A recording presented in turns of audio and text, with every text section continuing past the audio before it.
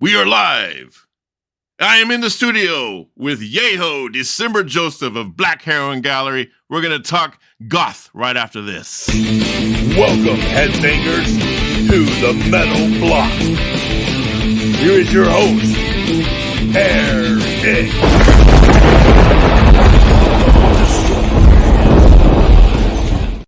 The hell is all that? It's like an earthquake up in this place, man. That was awesome, man. Yeah, man. You know what? I forgot the audience. We got it. Yeah.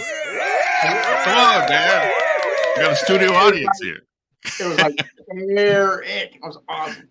Yeah, Eric, man. You got to get the ick in there. What's up, my brother? Been a long time. I know, man. Not much.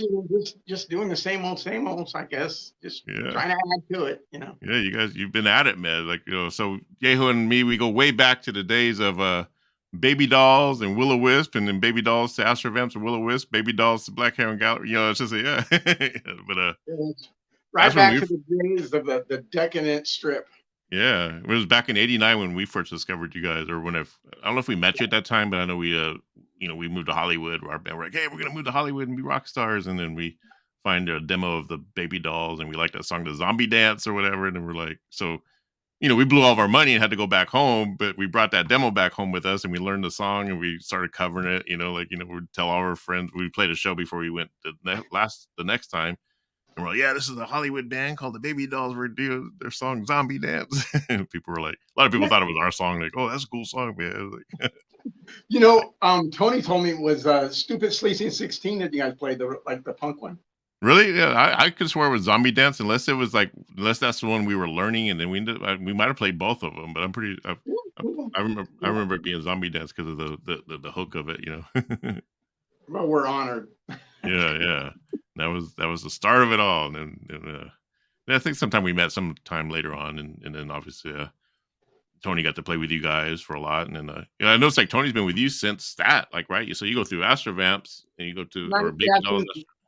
93, since 93, the Blood and Flowers EP. Mm-hmm. Yeah, and so then basically he's been your drummer ever since. He also obviously he's with you at Black Heroin Gallery, and would you consider Tony kind of a founding member in a sense of like Black Heron Gallery? Or was this your project? Because it seemed like there was a transition, right? It seemed smooth that you guys were both in Astro Vamps. You were in Will-O-Wisp for a little bit after I left, and then you guys just kind of transitioned into Black Heron Gallery, or did you start Black Heron Gallery and then Tony joined you later?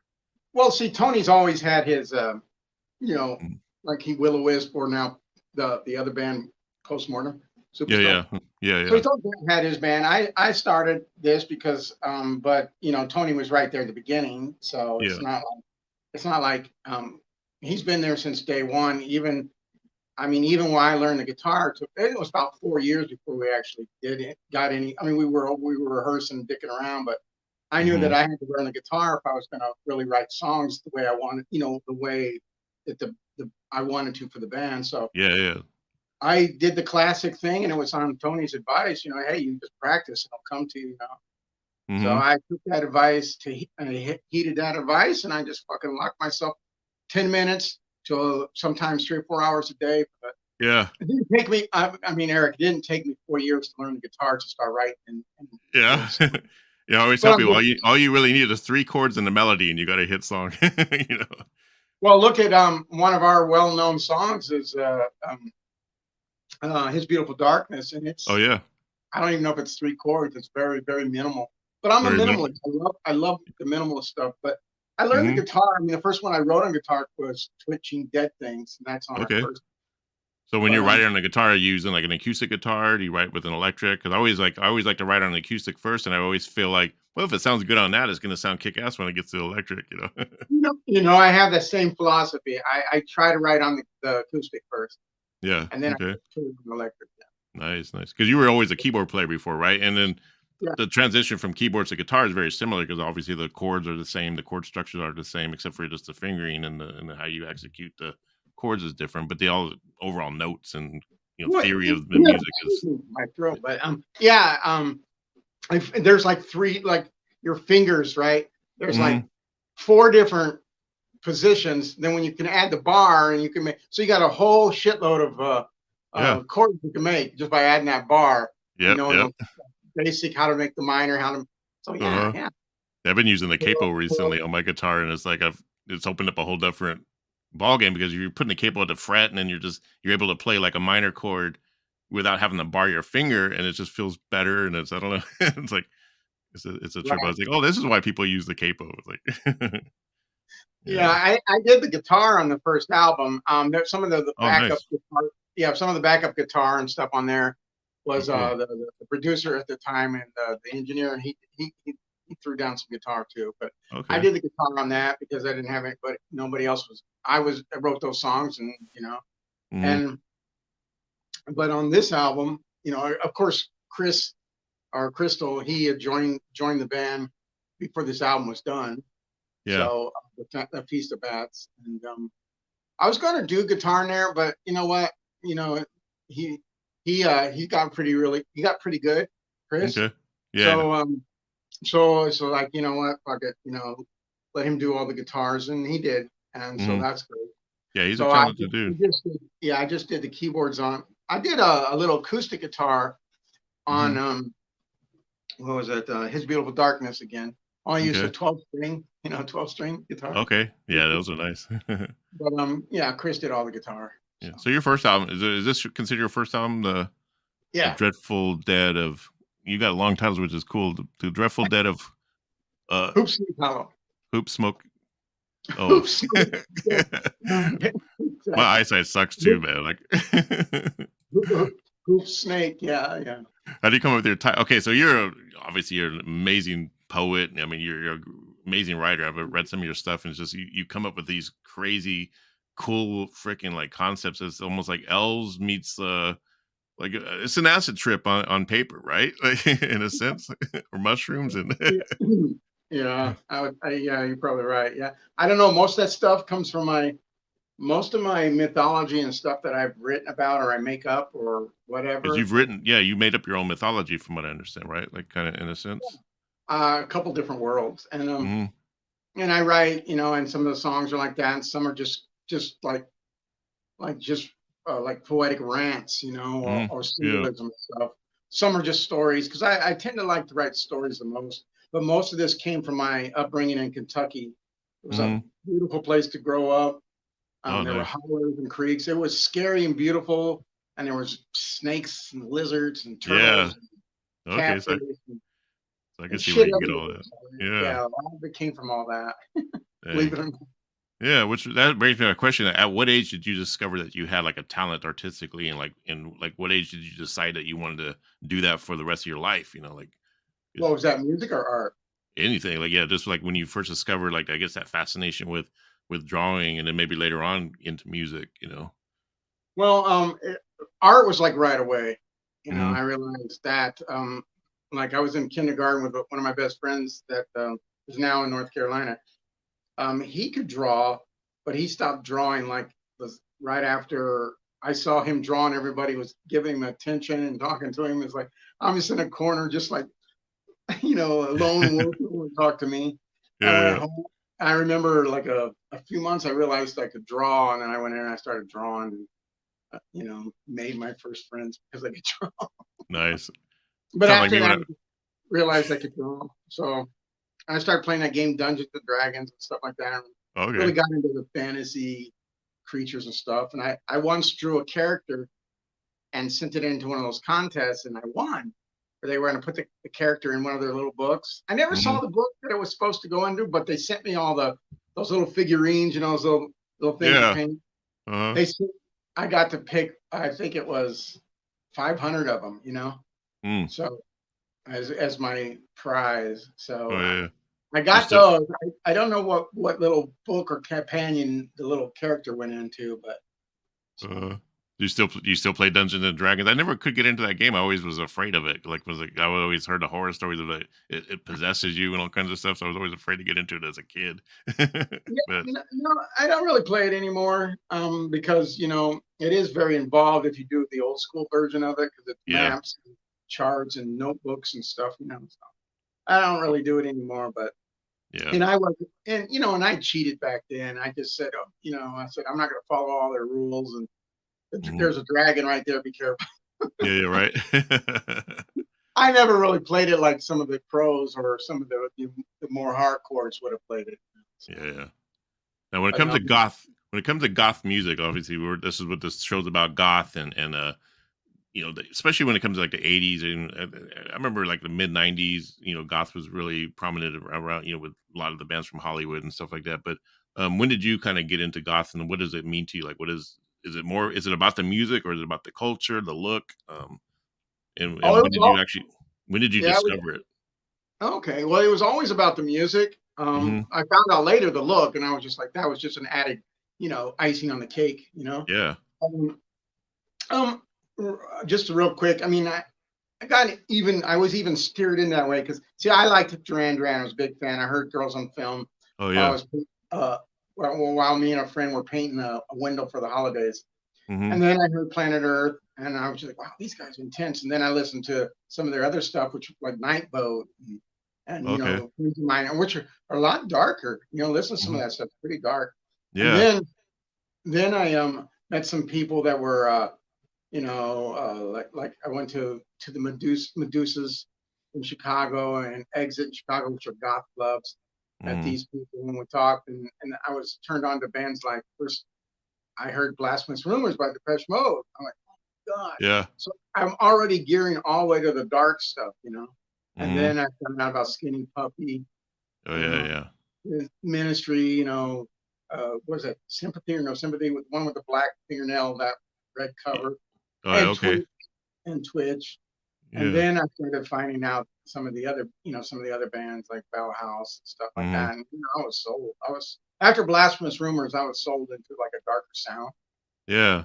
And And that's I what's kind just of weird. Like I didn't think of Depeche Mode ever as gothic until like later on when I kind of got introduced to their greatest hits album. And when it came out, it had like the blue cover with those like kind of uh, numbered signs or whatever on it, and it was like it just had like all of their songs on it. But I'm listening to songs like from you know the joyous what is it? What's the one album they got?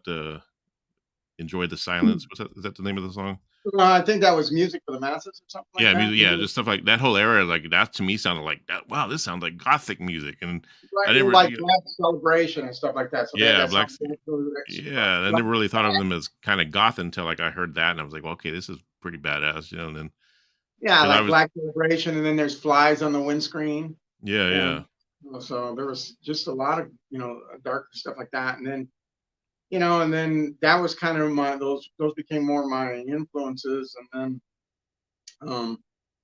I did a little band called Aventura, and we released music on a flexi disc, and okay, yeah, and the first song was called Andromeda, and that was my friend wrote that one, and then I wrote the other two releases. oh, cool, And they were a little bit more experimental or almost kind of gothy, kind of yeah, whatever. I don't know.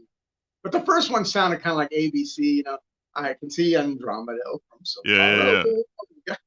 Did you have like a particular goth hero that you look up? How like there's rock and there's like are people that are in R&B. They love Marvin Gaye, obviously. Rock, you're gonna love like Motley Crue and Yngwie Malmsteen. But in the goth world, did you have somebody? I guess it would be like maybe Depeche Mode or somebody that you wanted to sort of be like. Well, being a lyricist first, most of my career, just started actually writing songs in Black Heroin Gallery Hmm. with music. But Martin Gore loved the lyrics, so as a lyricist, and I loved his songwriting. Yeah. Um, but I also liked oh man, just like the Velvet Underground, Lou Reed stuff, and I liked Bauhaus, Yeah. the Alien Sex Fiend, you Okay. know, um, let's see, like the Virgin Prunes, big fan of theirs, even though I Okay. like Yeah. the lyrics a lot. So I think one of my bigger goth influences probably would be the Mm. Virgin Prune, Oh, nice, and nice. of course I I I love the Theater Pain Roz Williams Yeah. Yeah. work. Okay. You gotta like that. So, but Yeah. as I got more induced to more things, I listened to stuff like So Far Eternus, Hmm. and some of our contemporaries too, of course. Yeah. Yeah. So, Was you ever um, like a total rock guy? Like, did you ever like or maybe you had parents that were like into Led Zeppelin and all this stuff like that, but you were kind of like more into what you were into? I was more into like Adamant Yeah, like and Culture Club and stuff like that. I started when I was trying to make a move to do music. I was trying to go to New York. I mean, going to London, and it didn't work out because money. So I went over to New York, and then when we were trying to set ourselves up and start putting a band together, but and I went to a couple rock shops and stuff, and I saw Poison, pictures of Poison. I'm like, oh my God, this is shit I want to do. So I drove out to LA because I just wanted to have a crazy looking band. The point is, I didn't know what kind of music at first, Yeah. I was still finding I hadn't heard anything about the New York Dolls or Hanoi Rocks or anything. I didn't even know what Poison sounded like. I saw pictures of the Motley Crue, but I didn't remember their name at the beginning. Yeah. But getting out in the Hollywood and meeting other like-minded musicians, I started finding that the Baby Dolls kind of was more into Motley Crue and stuff like that. And but I still was developing that darker punk and goth stuff.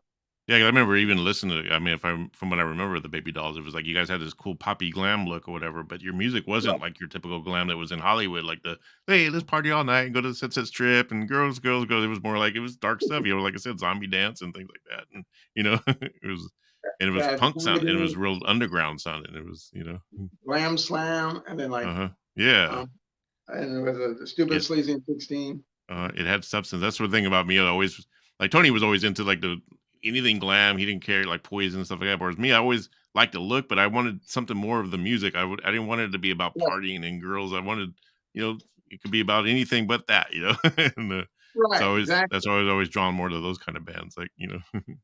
Well, that's kind of how I fell out of that, because I mean I like that stuff and I really do. To this day, New York Dolls is one of my favorite bands, but and I like the live aesthetic of them, but music wise, I really like the goth rock stuff. Yeah. And on that note, let's check out some goth. Let's check out Alien Sex Fiend. That's one of your influences, right? Yes.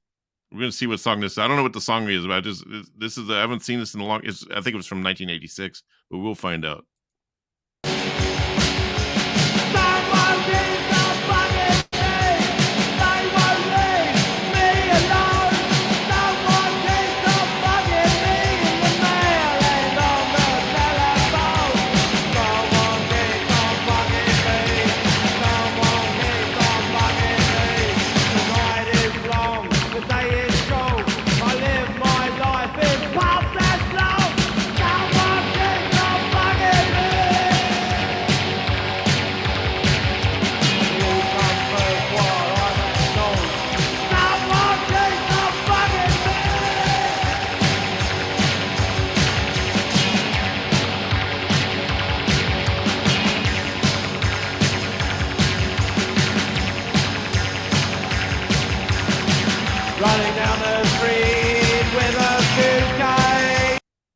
Nice, huh? How many albums did they got?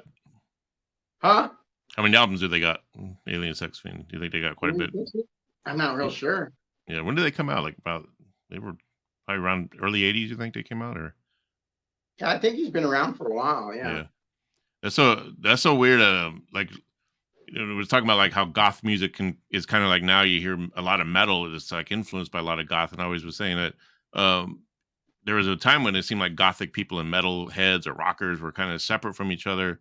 I remember back when I was listening to like Motley Crue and Twisted Sister and Wasp, these bands had images, like crazy images, but then like I had no idea until later on that bands like Christian Death and Bauhaus were even on the planet, and I'm thinking like, had I known about them, I probably would have been into them because I was really into like the image, I was always, especially being like a Kiss fan as a kid, and it's like I look back and think, damn, I wish I would have known about bands like Christian Death and Bauhaus in high school.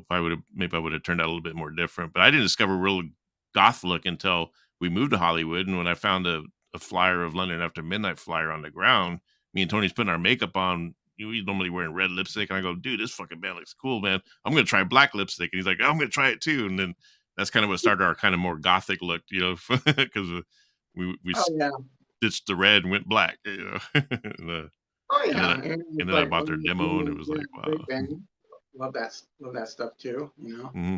No, Yeah. you're totally right. I mean, I discovered goth basically in Chicago, when Yeah. I Yeah. started going to clubs in Chicago. Mm-hmm. Because I Yep. mean, and I was sold. From there on, I knew I was going to go out to Yeah. somewhere where we can put a And band then when you got together. to Hollywood, I mean, what year did you actually get to Hollywood? Like the last part of '88. Okay. That was about a year So before we tried to go there. I think like Yeah. the November '88 or almost like in December '88. Mm-hmm. That was was Helter Skelter around at the time, or did Yeah. you? Yeah. How often I did you didn't go know there? who Helter Skelter at the moment, but I found out later that's what club I was in. So Yeah. just a newbie, I'm just like eating it all up. I mean, I remember, oh my God, one of my favorite local bands, Stars from Mars. I remember seeing Oh those yeah. guys at the athletic club and stuff like that, and Yeah. Dazzle and the boys, and I was like, oh shit, I'm Uh-huh. not in Kansas anymore. Yeah, I'm yeah, like, yeah, yeah. I oh remember the hell, I've got to be as uh, crazy as these I, guys, I think I first saw that singer in a whatever that Gothic magazine that used to be out in Hollywood. I can't remember what it was called, either Gothic Beauty or something like. Propaganda. Yeah, propaganda. That was it. And I remember the singer had those high eyebrows, and that's where I got my high eyebrows. Sort of stole that from him. It's Yeah, like, I always remember him and Alice that were yeah, they did a shot together. Alice went on to do the Ultras yeah, or yeah. Remember Ultras, that. another great band. I remember also December Flowers, which is Yeah. underrated, but Oh it was a yeah. really great Yeah. band, great sound. Yeah. I remember them. Yeah, they were actually really good. Yeah. Uh huh. Oh yeah, of course. And then the first time I saw the Glamour Punks, Yeah, yeah. They practically owned the strip, man. It's yeah, like, but I saw him when I mean, of course, Dizzy, later joined and he was a big part of them, and that's cool because like I you knew knew Dizzy. Dizzy before that. Yeah, I knew him from the uh, what do you call it, Juicy Miss Lucy. Oh yeah. Um, Okay. Yeah, that's right. Yeah, he it's was in just there. that you got to understand is it's not like it's not like we were all buddy or anything. We Yeah. weren't. But we were all in the same parties. You know what I mean? Yeah, You know, that's how it was. Like a lot of the bands some of the guys I still talk to these days, it's like, yo, did we yeah, party together? Like we we never hung out, but we partied together. we might have partied or drank together and stuff like that. Yeah.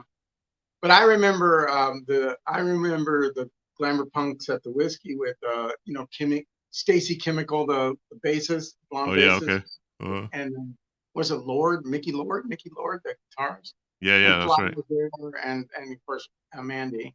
So Yeah. I remember him. I'm like, oh shit, man. So of course that was the thing with Baby Dolls. We wanted, me and Sean kind of just wanted something crazy and colorful, and just go and do it crazy. Yeah. Yeah. I remember Sean. Colorful. Is Sean still around these days? Or I remember Yeah, Sean. um, I think Sean I'm not sure. I think he's married, but I'm not sure. Yeah, I think he helped Um, us out a few times. Like I think when we were living in our car, he let us stay at his house a few times, like right yeah, there in Hollywood. but he's done a lot of stuff with the movie or the horror. I think he was a writer, like a like a writer on one of the magazines for a while, Okay. Yeah. and he might still be doing that. I Yeah. I see his post once in a while, and I Yeah. know that he was doing some film work Mhm. too. Yeah, he was a cool dude. Yeah. Yeah, Sean is awesome. Yeah. Yeah. I remember the Glamour Punks. They'd be like, every time someone was like, the Glamour Punks would be like, we're having a party at Arrow Flynn's. Like, the whole Sunset Strip would just be following them there. It was like, they were like, no matter where they went, everyone else followed them. It's just like, and then they get in fights with everyone. And it's like, I they're know. always kicking some other band's ass. And this was, yeah, they're Yeah, great band, but great but crazy uh-huh. band. Yeah. Oh, It's yeah. it's crazy. It gets wilder than what we're saying. Let's just everybody know that it was a lot wilder Oh, yeah, stuff yeah. that we can't Yeah. talk about. I mean, they need to make a freaking movie on that shit, man, or a documentary. They need to do a whole series on. It's like, oh my God, the stories that I have and the things uh, that all. But and I'm sure because I know you guys, and I know you guys got into some of that shit too. So yeah, yeah, that shit happened to you. yeah. Man, the good old days of Hollywood, Good old days. Willow Wisp, Astro Vamps, now Black Heroin Gallery. Speaking of Black Heroin Gallery, you guys got a new album out, The Feast of Bats. Feast of Bats. Where can we get that on Bandcamp? See what the album's Bandcamp. You can buy the physical copy there, like. or get the streaming. Yeah.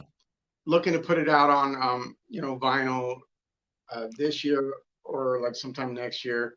Probably I'm trying this year, but it's like the vinyl is in such demand now. Most factories are like 6, 7. Some of them are 12 and 14 months behind. So no, sort of even like the bands I normally like the bands that come out with new releases. It's like they'll put out like 4 or 5 videos of the album before it even hits the shelves. It's like by the time the record comes out, you forget about it because you've already seen half the record on YouTube. Right. But a lot of that's because it does take a while for the vinyl to get manufactured and stuff, especially during COVID. You guys dropped a new video. Yes. What's the video? Take This Rose. Take This Rose. That's the last song on the album, right? That's number.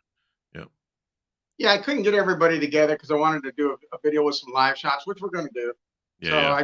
I just picked out there's a couple of songs that I just did. I'm doing like an odd off story because silent films are very big influence of mine.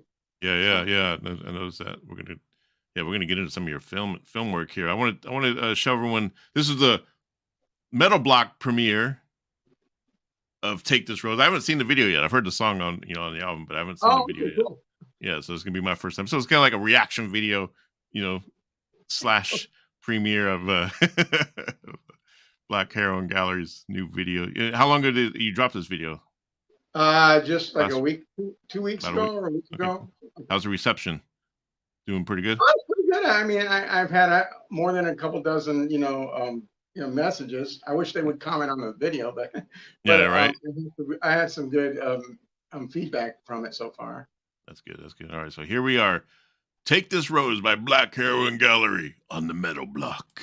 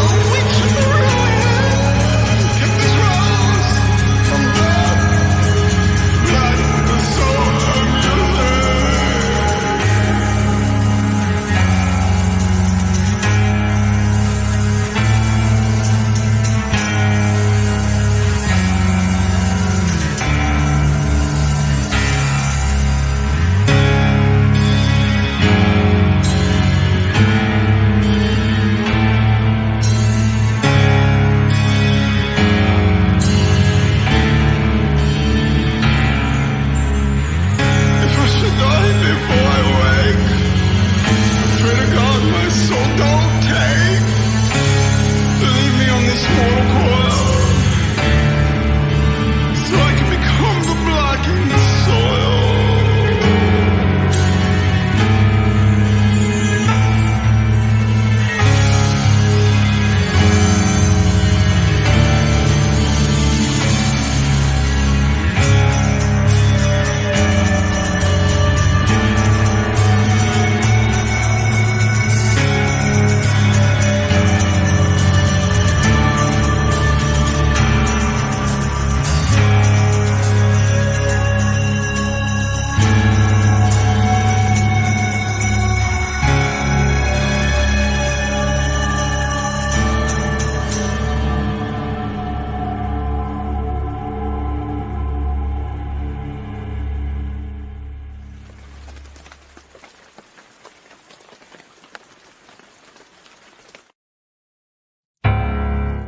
Very cool, man.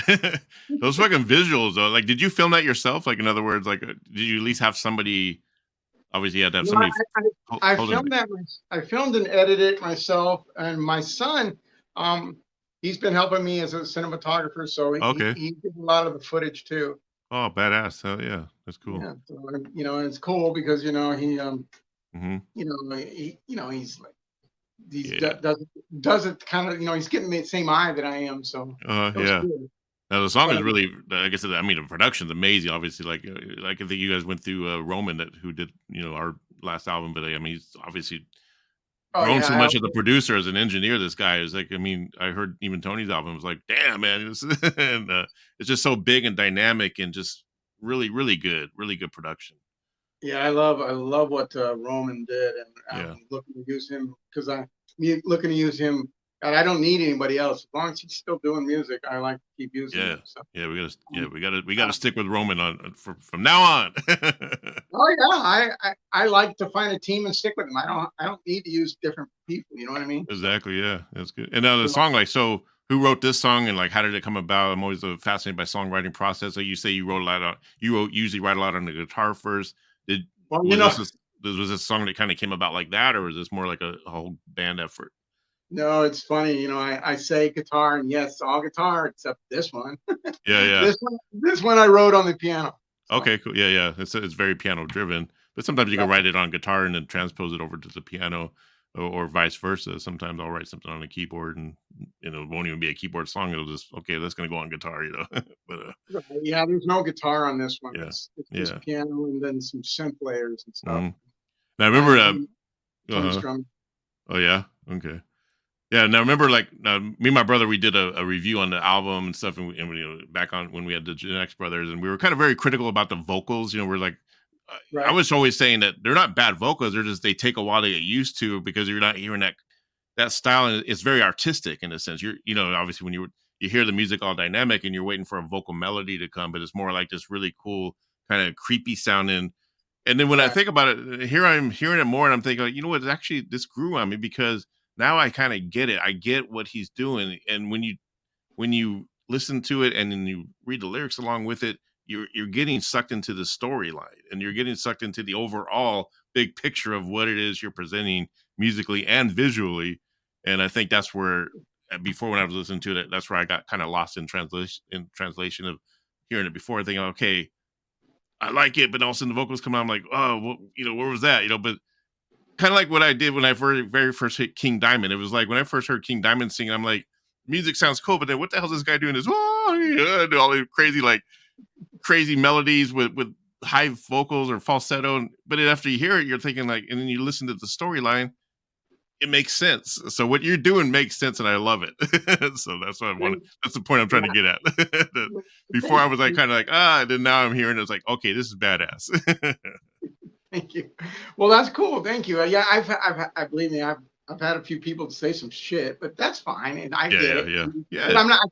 I can't stop whether they hate it or not. But I have had a couple people go, you know what? I keep listening to it because I'm just curious as why, and then they're like, now I get it. yeah, yeah, yeah. And that's Similar a to what beautiful you said. thing. And that's the beautiful thing because that's what makes music subjective. That's what makes it art. Is the fact that everyone's going to perceive it differently, and you, the artist, if that's what you feel and what you do, and this is your creative process and how you put it out, then you just do it. You don't listen to the naysayers. Right. No, exactly. I mean, gosh, I mean, you know, let's see, Tom Waits. I just don't know how anybody could like that. And then, Yeah. but now I'm like fucking hooked.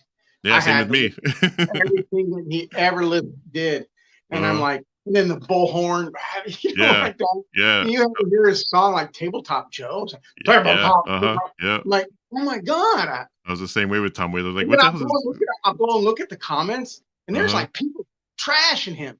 But then Yeah. there's other people that are just like his support. But of course, he's on, with Jay Leno and everything else, and Yeah, he's got yeah. a big Oh, contract. yeah. He's a legend, and he's gonna go down. I mean, and I was the same way when I first saw that. I think I saw a video of him on MTV as a kind of a kid or whatever, and like I thought it was a joke. I was like, "Why is he singing like that?" You're like, he's like, "Oh," I'm thinking like, "What?" Exactly, I thought it was a joke too. I'm like, Yeah, didn't you what? hear it? Now it's like, okay, this is brilliant. And so and It's brilliant, and I'm like, okay, I got to hear everything. yeah, I'm like, wow. Well, can you imagine, the fucking balls to start out like that? I mean, everybody say Bob Dylan's voice is raw, yeah, not like Tom Waits, but there's. hmm I mean, my favorite album of his is Swordfish Trombone. oh yeah, yeah, oh yeah, I love that. Yeah, Yeah, yeah. Listen to that. Maybe do that on your show one time yeah, because definitely. he, he crosses genres. I mean, whatever you're into. I mean, and he makes sounds kind of like swing and jazz, but Yeah, sometimes he's got a couple songs that are really dark, almost like a rock song. yeah.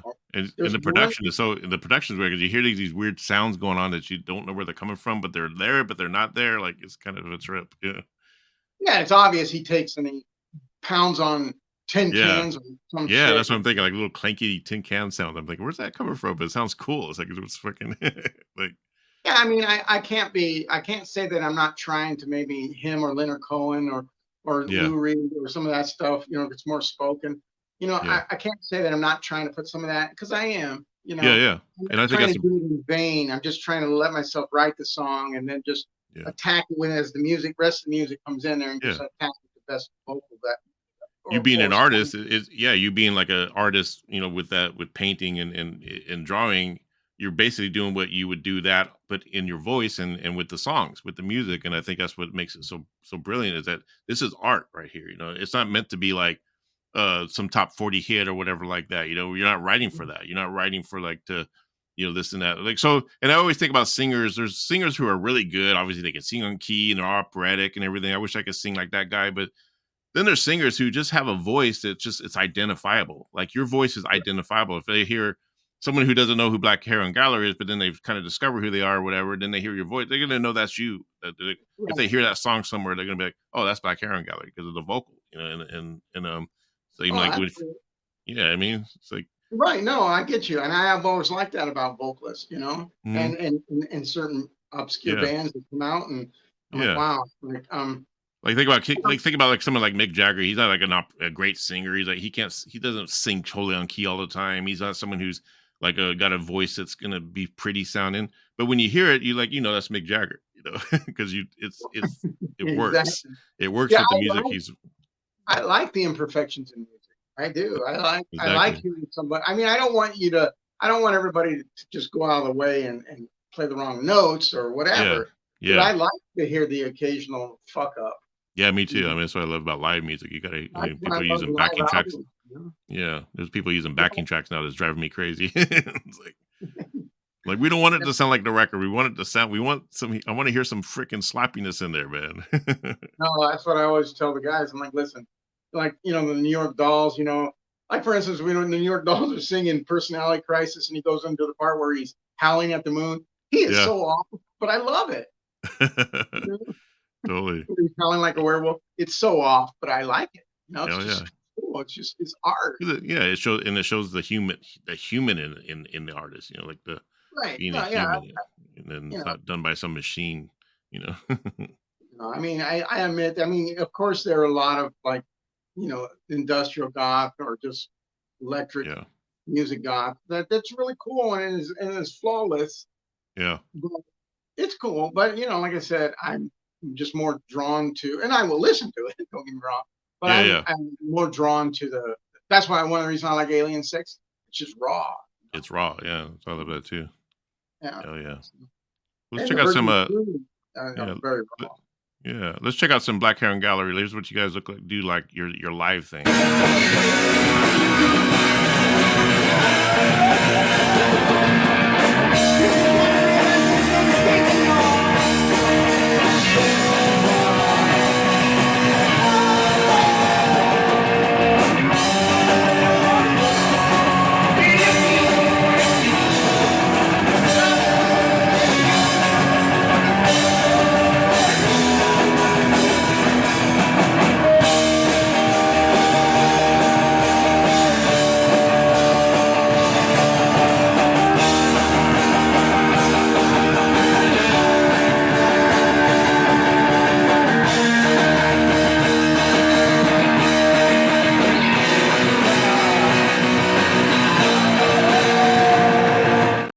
How cool is that?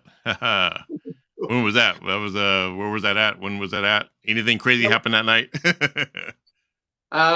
See, I think the last band didn't get to play. I Oh think yeah. they're running out of time. That sucks. I'm sorry. Yeah, sorry guys. I mean, we need to go over, but I think something happened and they just started the band late. But it was a great night. It was a great sound. We had a lot of fun. Mm, Um, of course, that was a few years back. I mean, we have Sky now on keyboards. okay. Playing my keyboard stuff and stuff that he's kind of, because I gave him free reign to go ahead and just throw, if something else felt good, go ahead and throw it on there, as long Yeah. as we just have that dark synth textures and atmospheres coming through. Hmm. So So we who's got it? that. Yeah. Okay. So who's in the band now? Like who's the current lineup? You got you on vocals and we already know Tony's on drums. Who's the other guys? That's and Crystal Crystal on Phantom's in guitar, the that's right. Yeah. and let's see, our bass player, he didn't show up at the last 2 shows, so I don't really think he's with us anymore. Okay. But he's still cool. Yeah. His name's Dracul Grotesque, but he's still a cool guy. We're still Okay. friends with him. I Yeah. just think he went too far and just couldn't commit to the rehearsals and stuff. So Yeah. no more big deal. It happens. Yeah. I think we've been through about 50 bass players in Will-O-Wisp. Yeah, so, Yeah, exactly. The bass players are just come so many. They just yeah. We got to a point but where we it's like, yeah, we got to a point where our keyboardist cards and we're like, hey, dude, you just play the bass since he was really good at doing the bass on the keyboard. So, and he could play like all the high stuff at the same time. So, yeah, you just do the bass on the keyboard. right. Yeah. So, but we got Sky. I think Sky is about a year ago. So we got Sky, Sky Mhm. Live, and he's Yeah. been playing the keyboards for us, and it really is. It really adds such great stuff to the sound because most of the times, I guess a couple years back I started doing a little bit of the keys. But I move around so much, so I didn't want to do too much of the keys because I Yeah. technically could do all my keys when I did vocals, but I didn't want to do it all because Okay. I just wanted to be able to move around. But Yeah. Yeah. but then Sky came along and he's our live keyboard player, and he's him being there, just Mhm. making it pretty cool. So it's pretty cool now. Oh, And nice. but so right now it's just Sky and myself, Tony, and Crystal. Okay. That's what the So is band this is. an exclusive announcement right here that you are ditching your bass player? He heard it here first. I'm just kidding. No, he probably ditched it himself because he's not showing up for rehearsal, man. Dude, get to practice. No. Well, yeah, I'm assuming that he's. I mean, if for some reason Yeah. that he's still in, I don't know. Just say, So, hey, man, just come to practice. But if after that, at some point, you just got to move on. So, but yeah, I think he understands. I think that's the message that he was sending us. So yeah, that's yeah, fine. yeah. Like I Just, said, Dracul's a great guy, and mhm. and then he's playing in. I think he was playing with Dawn and Ashes or something. Dawn of Ashes, if I'm correct. Okay. If I'm wrong, don't Yeah. write up Don't. the thing that I misspoke. Yeah. Don't I'm make just kidding. don't make this a clickbait headline. Yeah. But, you Hopefully it all know, works. Well, hopefully it all works out. Either he's in or he's out, or and if he's out, then you just move on. You but find something else, and Black Heroin Gallery is, it's going to continue. Yeah. It's all about the sound, and you're the heart of the band. Anyway, you're the voice. You're obviously the voice and the main heart of the band. So Oh yeah, I can keep it going, but I got a great team with me. I got Tony and yeah, I got Crystal with me. So yeah. and and of Good. course those guys. Tony's always been an incredible musician. Mhm. Crystal's turned into a really really great musician. So I'm really Yeah. proud of him because he's come. And Hmm. a lot of that too was working with Tony on his band because of course Hmm. Tony, of course because Will-O-Wisp, you guys got more. You guys got a lot of different things going on in your music and a lot more technicalities Yeah. and Hmm. some hard riffs and Yeah. incredible speed and stuff like that. Some of that stuff, I mean, I don't tackle any of that stuff. So, Yeah, so it you was guys, always you guys it was do always it helpful because Tony was always that good of a drummer. We can actually open ourselves up to be able to have all these different riffs and time changes, So, right. but yeah, but I like the simple stuff the most. Like to me, like the most simplest stuff is the best sounding stuff because I like the technical stuff. It's fun to say, hey, check out what I could do. But to me, the best songs are especially the one we wrote, like Inner Child. It's like it's two chords through the whole song, but it's such a great song because to me, it's all about the melody and about the just the vibe, the overall feeling. It's not about like how many riffs you could throw into a song or how many guitar solos you can Right. do.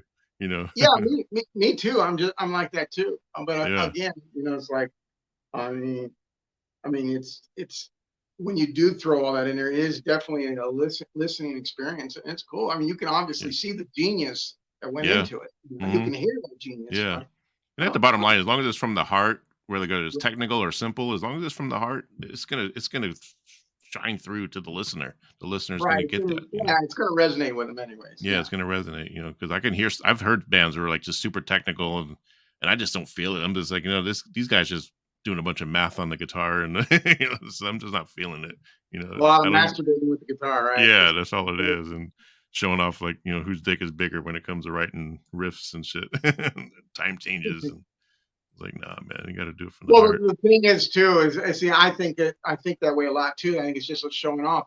But one thing that I always, when I listen to the Wisp stuff, and even now Hmm. Tony's stuff, is I never got that feeling with you guys. I mean, Yeah, to me, it was always like kind of art, like an art metal, if there is yeah, such thing as an art metal. hmm yeah, It because was it was like we're gonna take these riffs because not only can we do them, hmm but we're gonna mix it with stuff that you probably never yeah. heard.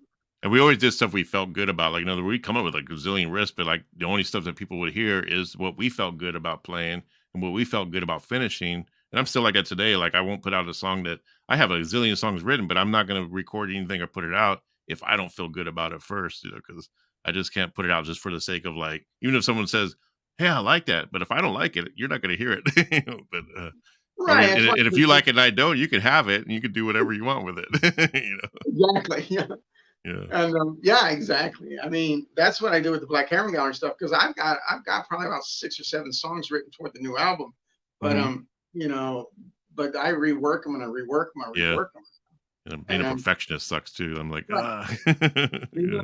On Feast of Bats, Crystal, he wrote 2 songs with me. He wrote Gargoyle Project um Okay.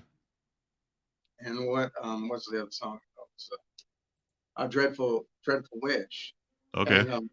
and of course Gargoyle Project is one of the like the I guess one of the more popular songs on the Yeah. album. Yeah. There's 3 that I've noticed from playlists and everything else. It would be actually there's 4. There's uh, I Cover Her Horns, which is one Hmm. I wrote, Okay. and then there was a Gargoyle Project which I wrote with Chris, Hmm. and he wrote the guitar riffs and guitar on that one, and I wrote the lyrics. And then and of course there was Taste of Worms, which I wrote, and then there's His Beautiful Darkness. So these are the Okay. ones that are getting the most airplay. So Hmm. we're getting a Nice. lot of brick and mortar airplay through like the the Midwest and the Yeah. East, and like Italy is playing us a lot, so in Germany and stuff like that. So it's kind of cool. Nice. They're putting our stuff out there. So Yeah. And that's the key, man. Just fucking, especially in a world where music is just so like conglomerated now. Like, and it's so a lot of it's free, and I kind of like it because you don't have the record companies or radio telling you what you need to be listening to. You could just find the shit on your own. The only problem is there's so many people and so many bands out there. You just got to go through Yeah, and find what it you is like. so saturated. Sometimes you're just like, Hmm. why are we doing this? You know, because Yeah, who the yeah, hell's gonna listen? Do you get 5 people listening, and then you're yeah, on to the next? no, You know, yeah, but I'm underrating it. I mean, we've had more than 5, but you know what yeah, I yeah, mean. yeah, yeah, yeah, yeah. It's insane. Because now And consider like a hit, I guess in streaming would be like a 300,000 views within like the first week, but I'm happy if I get 1,000 within a year, It's like, I know the music has changed, man. It's just, but it is oversaturated. You know, it's yeah, just there's just so many, and there's so many bands that are mhm, copy a lot of what everybody yeah, else is doing, and yeah. they get traction for copying. Yeah, a lot of people are they're chasing that viral hit or that viral video, where Exactly, they're chasing that. And it's like chasing the dragon, I've thought about that, but then I'm not gonna. I could never really be happy with myself, so I don't want to Yeah, do that. yeah.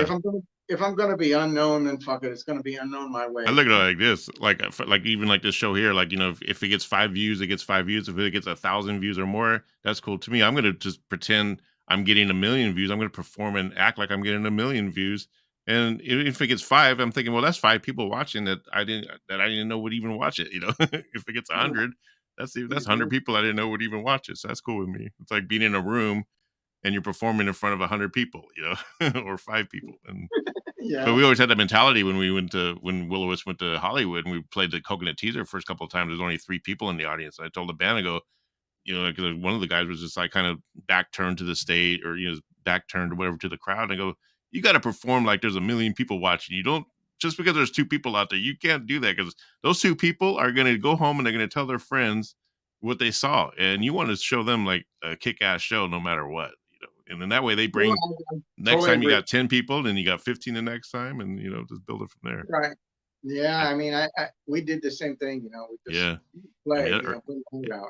it irks me when I see someone on stage and they just act like they don't care. Like, well, I'm just up here, this, blah, blah, blah. It's like, get off the stage then. Like that annoys the shit out Yeah. of me. Then there's that classic band. Not. I don't know if it's a band member thing, but there's that classic person in that comes into a band who's if they don't get this and that, or this traction or that traction, or this show or that show Yeah, in a certain amount of time, then they're no longer interested. yeah, yeah. See, this, I mean, from Baby Dolls to the Vamps to even this band, I've had people that come through the band, that are players in the band, yeah, uh-huh, would say stuff like that, uh-huh. and I'd Yeah, be we like, had those. well, that's not a guarantee I can make to anybody. I mean, Yeah, my heart and soul thinks uh-huh. that's going to happen, but you And we just had got to that. be for the ride. I mean, Yeah, enjoy the ride. enjoy the ride. We had that too. Enjoy And the, people be like, adventure. well, how much am I getting paid? Am I going to get paid for this? Like, you get paid when we get paid. It's If like, we get paid, you're going to get paid. I yeah, guarantee that. just do So it for the love of music, man. yeah, but luckily bands like what I'm doing, you know, bands like us or whatever. Yeah. Luckily, at least there's some kind of documentation Hmm. and there's press release, Yeah. there's people that write about it and stuff like that. And that helps. I mean, that helps you help the world remember that you were here. Yeah. I strive to have more of a following every day, but you Yeah. can only do what you can do. And I think the only way you get it is by staying in the game. Don't get discouraged. Don't give up. Don't stop. Just stay in the game. As long as you have the ability and as long as you still have the passion to create, then there's no reason to get out of it, regardless who's paying attention. That's why I always felt like I'm No, I yeah, agree with I'm a that sit at too. home musician now. But I do it because I love it, and I figure if people dig it, that's just icing on the cake. If they don't, I'm Yeah. probably still going to be doing it just because it's just part of me. Yeah, I don't think you can ever get rid of it. And Yeah. that's the thing I realized too. It's like, okay, listen, I can't. No, Yeah. you're going to always do it, And there's Hmm. a there's a little pattern that I learned in Hollywood that I see by just studying some of artists and like in film and movies and stuff and everything that's in Los Angeles. It seems to be that is usually if you stick it out, Hollywood she gives you your day. Exactly. Yeah. Now I think even the most extreme artists find a recognition. Hmm. Look at Ed Wood. He went down to nothing, but eventually his story was so interesting it became a movie. Yeah. So Yeah. You know, I think you I guys think should do. You guys should actually go on America's Got Talent next time it comes into town. Just do it. You know, I think it would be interesting to see a band like Black Heron Gallery get on, even if you don't go all the way through. But just think of that, you know, because yeah, I, that'd be interesting. I think it'd be amazing because, you know, obviously the Steel Panther was on there last week. I think they went through, but you know, they're a band that's already established, but they went on there as if they weren't, you know, but they had the whole crowd going and stuff. But I've seen bands like go on those shows that were from Hollywood and they've been around for a long time and they don't go all the way through, but shit, it definitely amps up their game because that makes the kids at home go, what the fuck kind of, I need to find out more about that band. Simon Cowell hates their guts, but I love them, you know. It's like, Oh yeah, Simon wouldn't like us at all. yeah, But yeah, yeah. You just got to go in expecting that they're not going to like you at all, but at least once you get on that stage, you're going to win some people over. You're going to win at least a decent amount of, because you're watching, you know, 4 million people are watching, you know, so or however many people watch that show on a weekly basis. yeah, I would turn it on Simon. I would just like, oh God, Simon, it's an honor for you to hate us. Thank you. Yeah. Thank you for the nose. Yeah, wear it like a badge, man. Hell yeah. Hey, so are you Team Goth or are you Team Roz or are you Team Valor? We're gonna play a Christian Death video here in a bit, but are you Team Roz or Team Valor? Oh well, we opened up for Roz, you know. Yeah. We opened up for Valor. So, you know, we opened up for Roz's last concert before he died. dang. It's like when they at the Patriotic Hall in '93 when they did that live album. Okay. So it was Praise of Folly, and then they asked her Vamps, and then Roz. I mean, yeah. Christian. So yeah, I guess Roz. I mean, I don't hate Valor. Yeah. And there's always there's always those fans that are like contentious with each other. Like there's like Valor versus Roz. I'm a Valor guy. I love Roz too, but I prefer Valor's music just because of what he's taking it with, and he's adding more stuff to it. But I like Roz. I mean, what he did obviously it was his band in the beginning, right? Like as far as how, in the beginning. Yeah, I like Roz. I guess another one of my favorite bands is that side project he did. Shadow Project. Shadow Project. I really like that. Yeah, I love that a lot too. I remember getting that first album. I was like, oh yeah. I've got all their albums, so it's not like I don't like. Yeah. They did. So I think when I first heard All the Love, All the Hate, I think that's the name of the album that came out with Valor. He had like one side was kind of more heavy, and then the other side was very kind of mellow and gothic, and I think that's what made me like Valor a lot because of and then the whole Jesus Christ, sex, drugs, and Jesus Christ, and that song Heresy, the doom doom doom doom, that bass line is just like sex, drugs, and Jesus Christ. I've heard a lot about that album. Yeah, I like that album. It's just, and then their new stuff is actually really good. I mean, about their last album that just came out last year, and it was like one of my tops. And I always think like if Roz Williams was still around, he might have evolved into a little bit more musically as well. You know, but you know, like the reason why I like Valor, maybe a lot of people don't like Valor because he kept the name Christian Death, but I think if Valor even went on his own, just kept his name only, I think he'd still put out some good music. I just like the way he has different instruments. Yeah, I mean, he's a very strange guy. Not to get into it all, but you know, it's like I would have never kept the name because I would have just felt like that's not us. We didn't start the name, but you know, some bands, you know, I guess try that. But I mean, I would assume that he probably kept the name because at the moment they had a lot of traction going with that name. Yeah, it's kind of like what's going on with LA Guns. You know, like there's 2 LA Guns because the drummer, you know, he decided to keep the name, but then they sued him, and now he's got to call it Riley's LA Guns. But I'm thinking, why don't you just call it a whole different band? You know, Gene Jezebel did the same thing. Yeah, but the brothers were trying to sue each other or something, and from what I heard, I guess their mother stepped in, and long story short, that she didn't want them to go into some big lawsuit. So Jay did.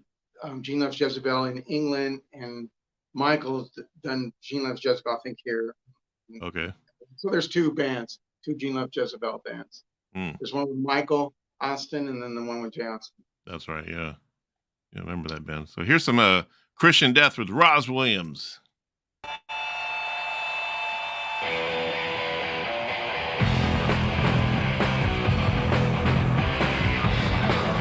Death Wish. I see the end, out inside. But someone up ahead was crying, and someone up ahead was dying.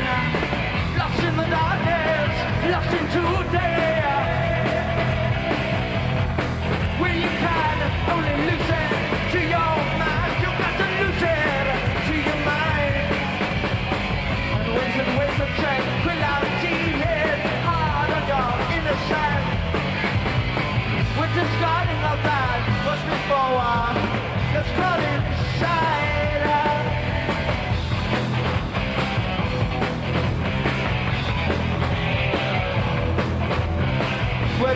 bitters and the sours, devoured without a shame. We lick our lips clean, oh so clean, and no one outside knows, no one outside knows what it means to me to be set free.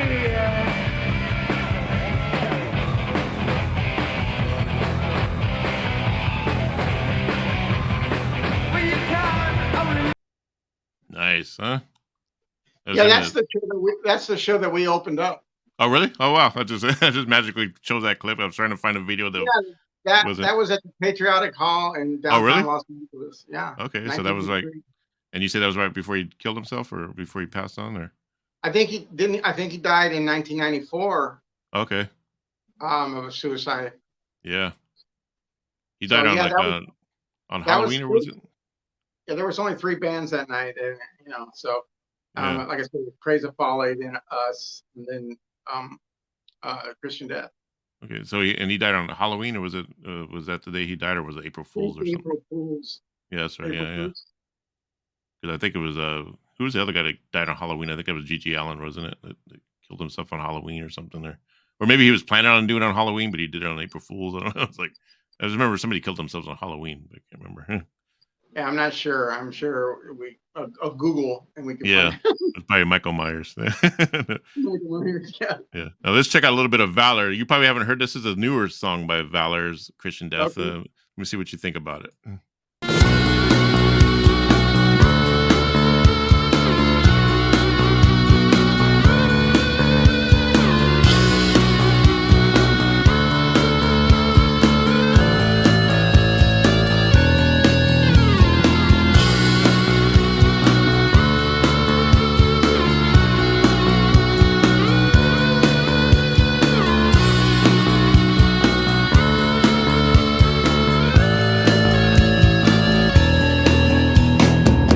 Lost in darkness, exiled in the desert, staring through black eyes of fleeing damnation. A storm with no reason, rooted in the sand, feeding the bloodline. The blood moon burns you blind.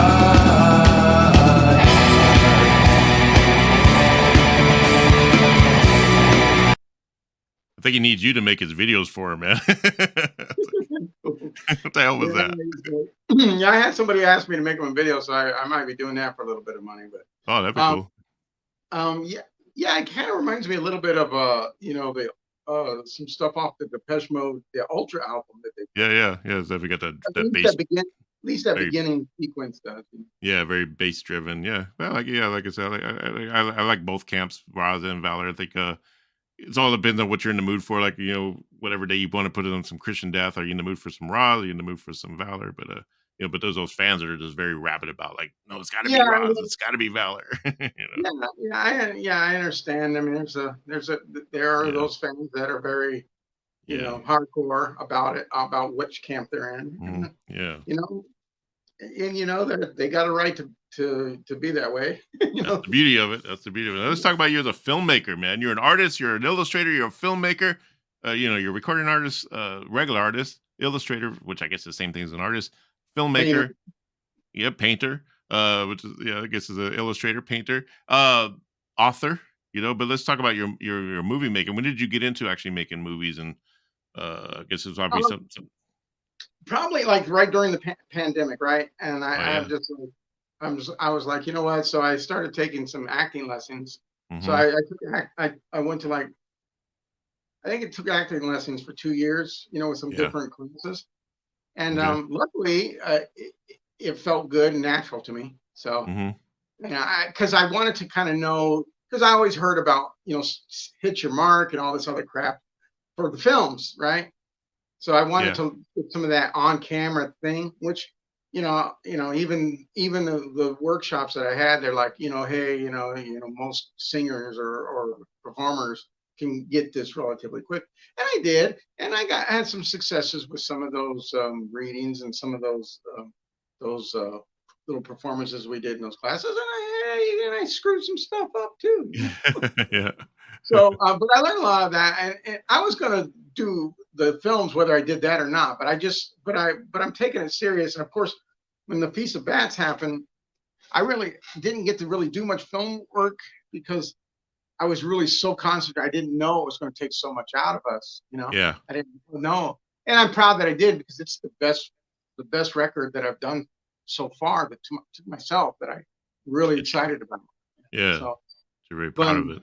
Yeah. Yeah, I mean, if I was to be dead today, I could be happy with leaving the world with the bats. You know, that's a good way to put it.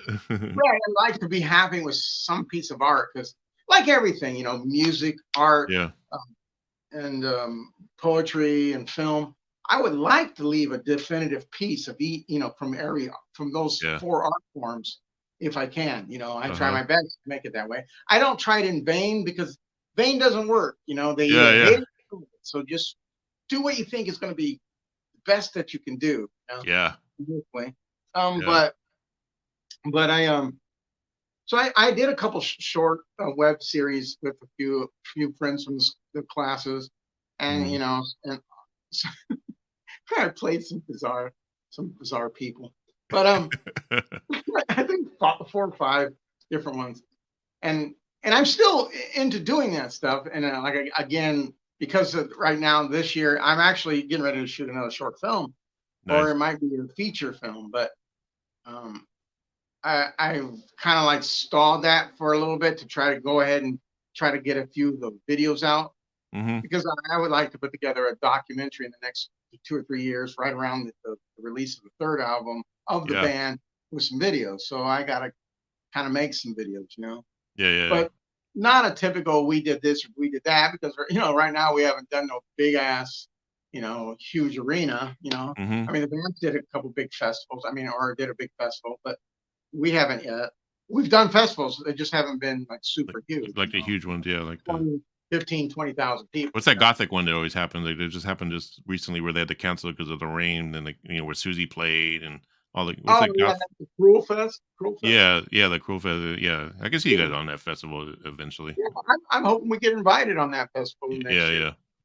Be really great. You could always do the pay. You could always do the pay option where I think most bands pay themselves to get onto those festivals, but they're usually like $10,000 or $15,000. But shit, fuck it, get on the stage, man. Well, I guess if that's an option, I guess we might be able. I mean, look into it, because I know I know a lot of the metal festivals. A lot of those bands pay to get on those festivals. Well, I know a lot of the metal fests do. You got to pay for the stage. Yeah, you pay for the stage. It's like, why give it to a band when they can sell it to us? Another band. Yeah. Like Ozfest is like that, Yeah. You just look at more like it's an opportunity just to play in front of all those people, and it kind of pays for itself if you could sell merchandise, So you pay $15,000, and if you could sell $20,000 in merchandise after you're done, you impress enough people and some albums, and I guess it pays for itself, or you break even, or you go broke. I'm sure if you have following a very basically documented following or something, that they'll probably put you on for that. That's your currency. They know exactly. Now, you did a film. You did a film called A Jar, a Lizard. We're going to show this film, A Jar, a Lizard, and a Killer. This is the horror flick, right? Yeah, I like that. Yeah. No dialogue, but yeah, it's got music and weird shit. So. I like the way it's horror and black and white. It's like, and what's the name of the studio? You created the studio, right? Like, what's the name of it again? It's Pestilent Wind Folks Pictures or film. Yeah. All right, and you can find that on YouTube as well, right? So everyone knows, I'm going to be putting links in the description. You can find Eyajo December Joseph and Black Heroin Gallery and all of his stuff that he does, and all the links that we'll be putting on there. So click on them and show support. Gotta support each other, man. Yeah. So let's get into this. Let's show this video. This is the movie night on the Metal Block. A Jar, a Lizard, and a Killer, and then we'll talk about it after. Okay, here we go.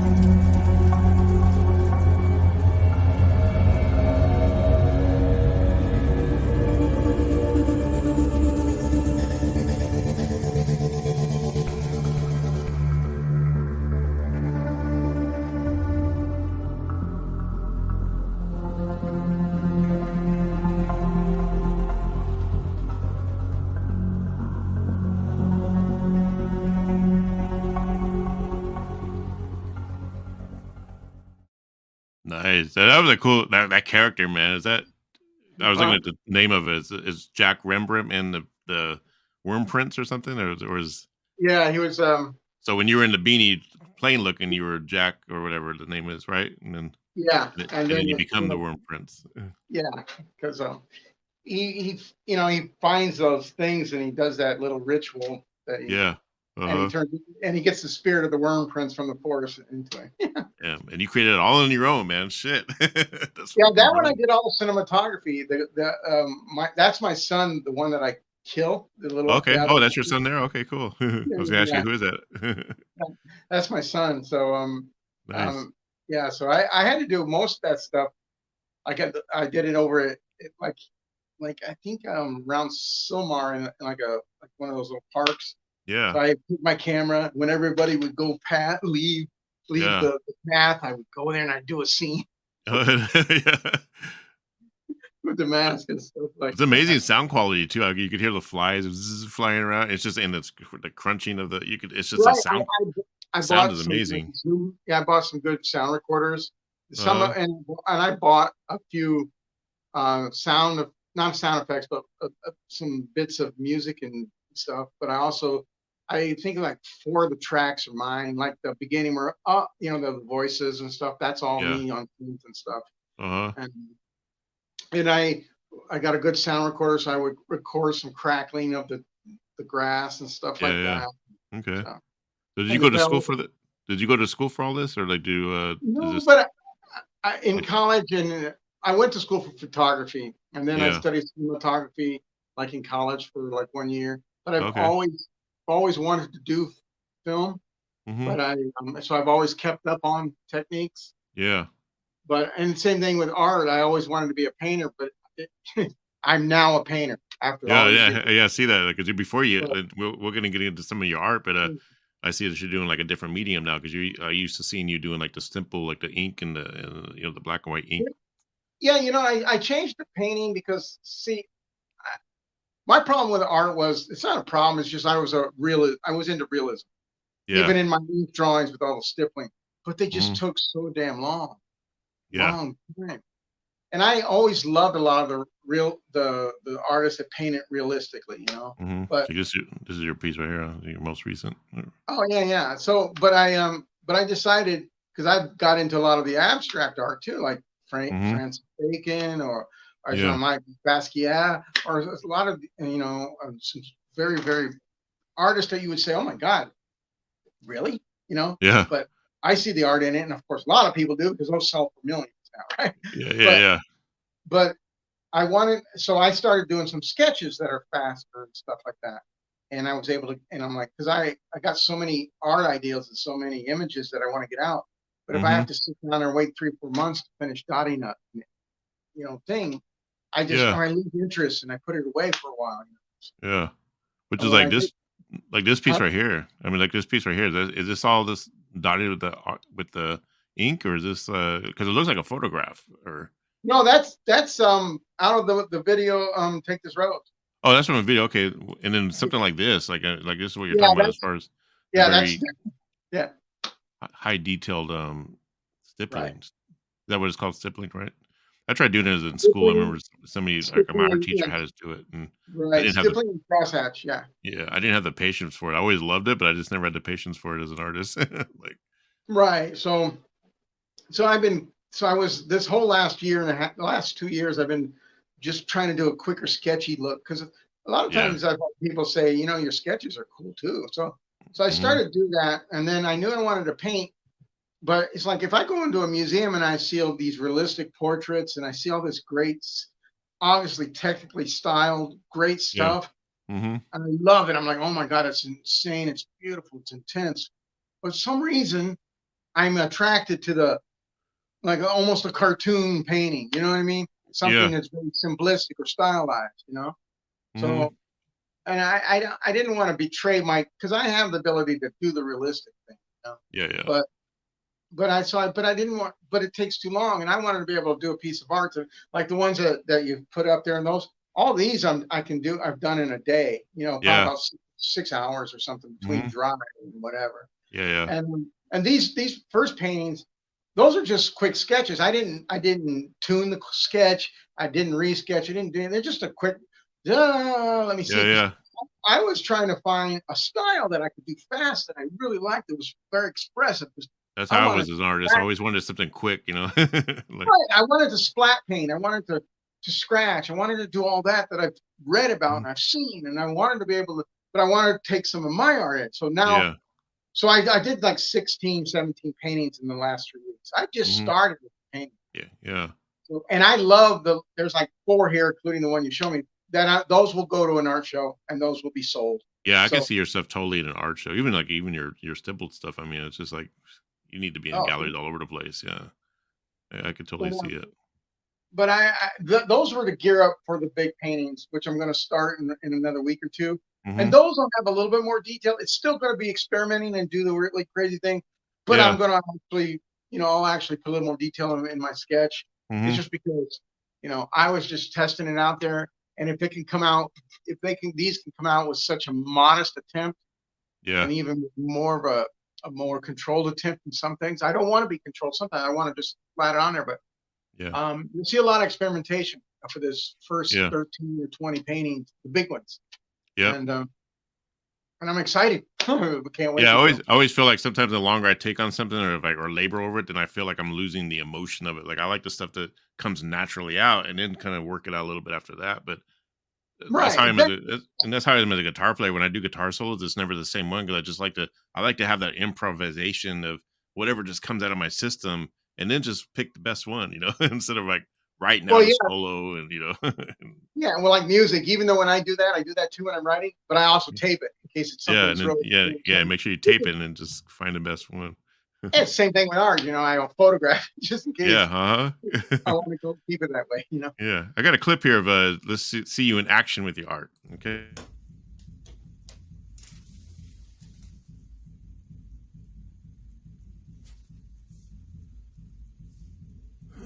Goodness gracious.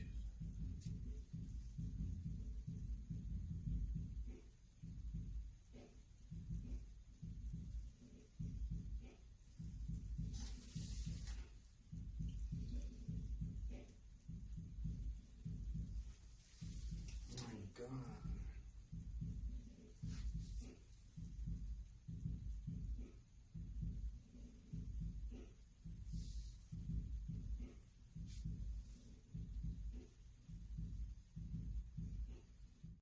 Cool. Sound like Tony's doing the soundtrack there with the drums. That's probably Tony in the next room.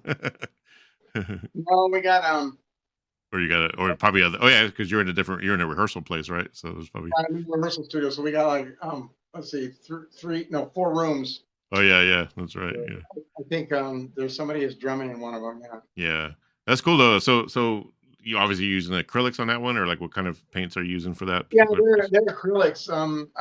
I love them. You know, I love the. You know, it's pretty good. I always thought I wouldn't have as much control with it, but I either that or I'm learning it quick. Yeah. One thing I've actually always been known to do for myself is I usually can learn something relatively fast. Yeah, maybe I need to get into painting because I've always been away from it. 'Cause I never had the patience to mix the colors and try to figure out what works and this and that and I haven't drawn in like years. Since I've been doing music mostly, I haven't picked up a pencil and paper and tried to draw. And when I do try to draw something now, it's like kind of all kind of amateurish looking, But I'm thinking, but I know painting is relaxing. It's supposed to be very therapeutic and all this stuff. But I need to push myself into it. Yeah, I mean, you're inspiring me to do so, though.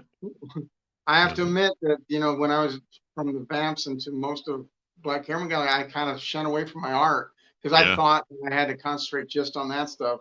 As through the years, I realized that you can do it all. You just got to prioritize and Either way, it's all expressing yourself into whatever it is, whether it's music, art, movies, or whatever. And I think you got a brilliant career in movies. I mean, even if you stop music today, I think you can really go far into movies as well. I mean, I can see that character. I don't know if you're familiar with the Terrifier movies. I just kind of got into them recently, but like that Art the Clown, like I remember seeing the first one, and there's not a whole lot of a plot going, but it's just you don't really know much about this guy, and then you see him in the next one. I could see that character, like of the lizard one, is like kind of being like that, where it's like this.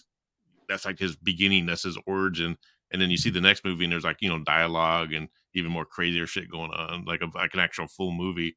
I could see you going somewhere with that. Is there going to be a sequel? That's what I'm trying to get at. I had a friend in North Carolina ask me the same thing. Man, I like that killer thing. Is there going to be a sequel? Yeah, it might be. I mean, I've written like 17 scripts. Yeah, it's got a look. It's got a look that I feel can catch on, much like the Terrifier clan. Who would have thought that thing would have been like the next Freddy Krueger? I took a basic mask and I did all these designs on it. And it's unique looking, and that's what makes it even more cooler. And the fact that if it was obviously marketed a certain way, then it could probably take off like the Terrifier. It's all about marketing. You can have the greatest invention or greatest creation in the world, but it's all about how you market it for people to get out to the masses. I might put him in one of the paintings. Yeah, right. Yeah. I was actually thinking about putting that character, sneaking that character in a cameo in one of the BHG videos. Oh, yeah. I think you should. I think you should actually kind of touch base on that guy a little bit more. Yeah. And I probably will, because I actually had one of the videos, Taste of Worms is the one I wanted to do. Yeah. Think about it, Iron Maiden's got Eddie, that could be like your guys' mascot. It's a little creepy, yeah. Yeah. What do you think about Susie and the Banshees? Has she ever been an influence for you guys? For you yourself? I mean, I like Susie a lot. I like her music. Yeah. Yeah. So, and it's like when we were talking about goth and metal, it's like Nikki Sixx admitted back in the day when his hair spiked out, like he got that look from Susie and the Banshees, who was doing that look way before him. And we're going to show a video of Susie and the Banshees to show everyone out there what goth is about. Some of the would she be considered not the godfather of goth, but maybe the godmother of goth? A lot of people reference her for goth rock. Yeah, so here we go. Get the cool hair,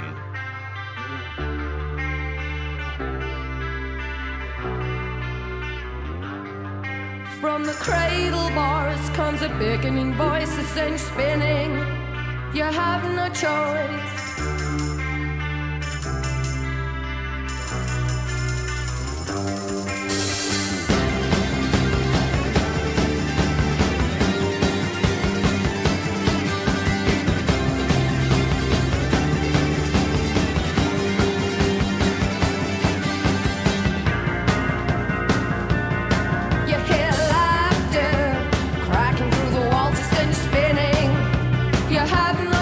You hear laughter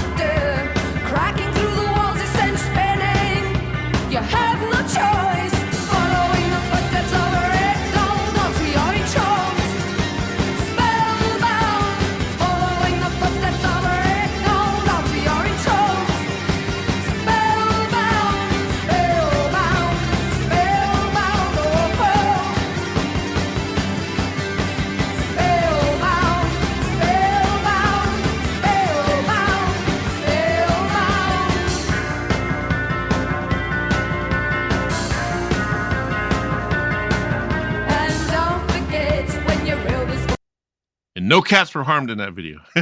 That's cool. I saw her on at the Cruel World. I guess that was like the first time she's performed in a long time, and I haven't seen her in like in years. But it was neat to see her how she is now, and I'm thinking, wow, she's even though she still looks cool and looks good, but I was thinking, wow, she looks older. Like even though you expect her to be older because obviously she was older than us back then. So, but yeah, I read a lot. You still try to picture her with the spiky hair and the makeup and Yeah, she had some bright blue dress or yeah. She sounded great though. She sounded good. Oh, She's yeah, not using backing tracks, not lip syncing, which is good. she sounded great. Yeah. Yeah. So, and then Bauhaus was another influence of you and you guys, right? I got a Bauhaus video coming up. Yeah. What's your thoughts on Bauhaus? Peter Murphy. Yeah, I like him a lot. I mean, I liked the Ziggy Stardust cover they did the most. Oh yeah. Was it In the Flat Fields and She's in Parties and of course Bill She's Dead. Some of the classics. Yeah. You guys ever mess around with cover tunes at all, or have you ever thought about that, doing like a cover or anything? We did a cover on this album. You do? Hush, Comes the Boogeyman. Oh, that's a cover. Huh. Who does that? Who's that by? I never heard that title before. That's by Henry Hall. Okay. Yeah, I've never heard of that. A big band back in the day. Okay. Huh. I'm gonna have to go back and find the original. Cool. It's what they use in all the horror films. Oh, okay. Huh. Cool. Yeah. Let's check out some Bauhaus. This is Stigmata or Martyr. Like a Peter Murphy in all of his glory.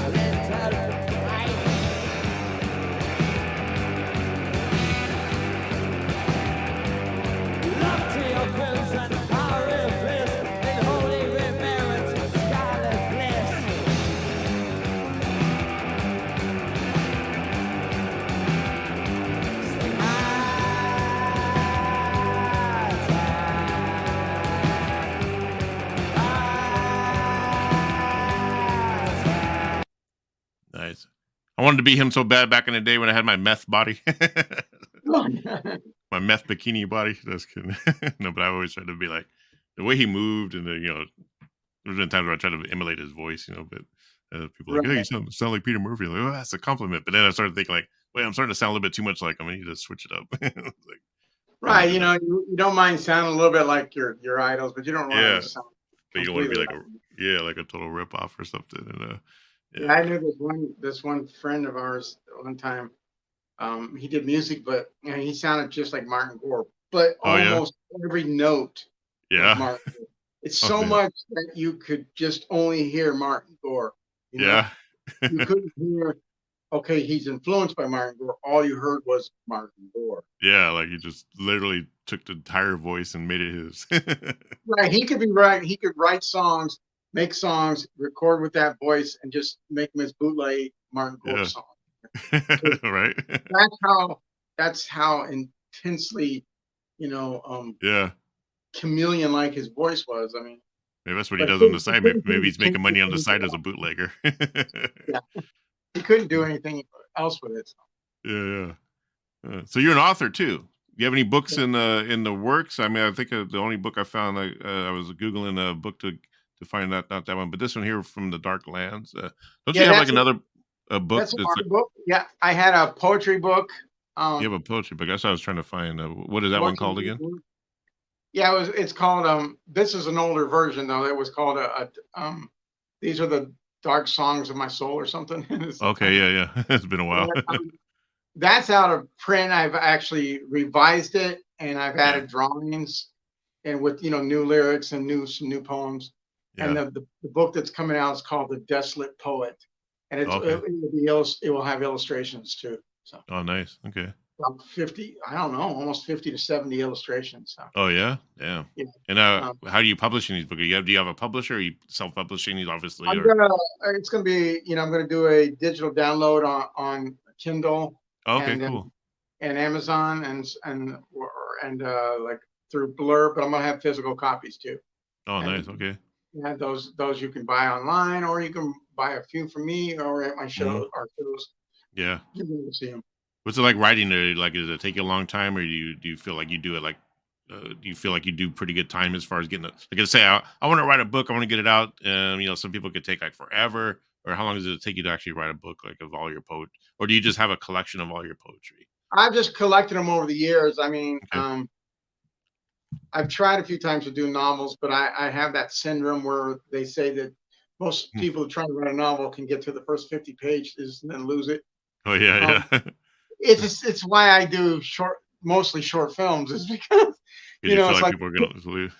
well, I see it like a poem. It's like a drawing, and the painting. That's why I wanted something fast, because I got the ideal now. I don't Yeah, want to keep reworking it. So yeah, that's kind of yeah, yeah. how I approach, Hmm. songwriting and poetry. Because poetry, I can tell you a whole story, Yeah, in maybe was it 2 or 3 pages. yeah. I don't really try to write past the 2 or 3 pages. There's Hmm. been a couple poems that went that, usually just Yeah. a page or a Okay. page and a half, Yeah. which I don't know what And that that's how it costs. can work, like, especially if you do, like, let's say you decide to do a graphic novel one day, you can do a graphic novel with like 3 or 4 pages of one story, 3 or 4 pages of another story, and then you have it all as one collective book, Yeah, to where you don't. it's funny you say that, because I was thinking something similar to that at I can times, see like you doing what. something like that. Hmm. I did I was trying to do a series of silent stories in Okay. illustration, and I did one. It was called Death Finds His Beloved, and it was published in Procession magazine. Oh, nice. Okay. So I've seen that in comic books before, and it's brilliant when artists can do that. I think it was Walt Simonson who did a Thor issue, the whole issue of Thor, and there was no dialogue. It was just every panel was just a piece of art. But you're looking at the art, but you know the story that's going on just by looking at the art itself, and you could totally hear this. You could totally see the story in your head and hear the story in your head just by the art itself. right, So, yeah, and I agree with you. That's why I thought, well, let me just do these as silent. So I would like to do a yeah. whole book of those Hmm. silent stories. Yeah. Of course, film people would like it because they're basically you illustrated all it's like having an illustration board. Yeah. So, Uh-huh. you know, You do yeah, storyboards? huh? Can you do storyboards? Has that ever been? Is that something you do too when you made this film, the lizard film? Oh, no, I didn't do any story, but I did all that on improv. Okay. You know, Wow. That's fucking um, you brilliant. know, I've shot some stuff that I didn't use, and stuff like Yeah. that. Because some of the takeouts, I got shot and killed in it, but it didn't work out. Oh, okay. And like the part where I was hanging the bells, Yeah, yeah. there's a, there's an outtake that I'm going to probably release in a couple, maybe next week. But there Okay. was an outtake where I was hanging those bells and I fell into the ravine. Oh, cool. I'm all dirty, and you see me go down, and you can hear me cussing. Yeah. Nice. I'm gonna release that. My son's like, "Dad, that's funny." Just Nice. Now, I like this. I was gonna show a little clip of this. It's a Black Heron Gallery. This is a song that was on the first album of Dark Waters, Below Below Dark Dark, Waters. yeah, Yeah, below dark waters. but I really like what you did with the videos, so we're gonna show that real quick here. Oh,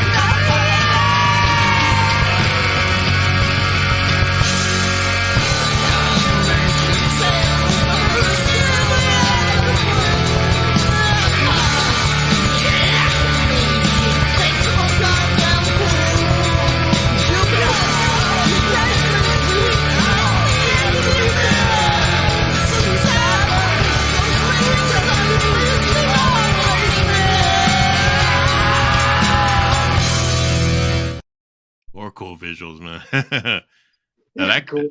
yeah, Yeah, no, I like Daniel that. Daniel Alexander actually filmed that and edited it. So Okay, yeah. Now, how are you as an actor? Like, obviously, you're doing some acting there. It's like, you have you been doing acting classes at all, or is this something that just comes kind of natural for you? well, it comes natural. I mean, I did some. Like I said, I did. I went to 3 different acting, classes. Three Hmm. different, and they were like almost. I think they were like 8 sessions. They're all on camera acting. So I did like Okay. 3 different little schools, Yeah. and I love it. I'm proper, and there's a lot of actors continue to do. It's just like an instrument or whatever. Yeah. Yeah. They continue to do lessons, and you know, Mhm.